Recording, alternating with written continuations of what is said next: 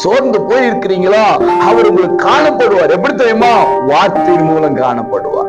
அழுதுகிட்டு இருக்கிறீங்களா, அவர் உங்களுக்கு காணப்படுவார். அழாதே அப்படிங்கிற வார்த்தையின் மூலமா. வியாதியின் கொடூரத்திலே இருக்கிறீர்களா, அவர் உங்களுக்கு காணப்படுவார். எப்படி? நானே சௌக்கியமாக்குற கர்த்தர் என்று சொல்லி.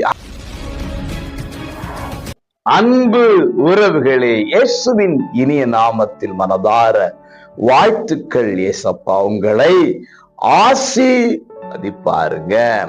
எரேமியா 29:14 நான் உங்களுக்கு காணப்படுவேன் என்று கர்த்தர் சொல்லுகிறார். பிரியமானவர்களே, ஆண்டவராகிய இயேசுவை நீங்க நேருக்கு நேரா பார்த்திருக்கிறீங்களா?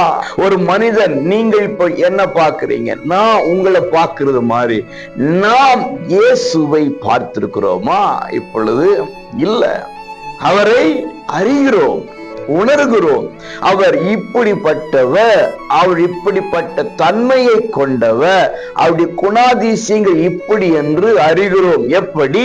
பரிசுத்த வேதாகமத்தின் மூலமா. தினமும் ஆண்டவரை நீங்க பார்க்கணும்னா வேதத்தை நேசிங்க, வாசிங்க, சுவாசிங்க, வேத வார்த்தைகளை அறிக்கை இடுங்க.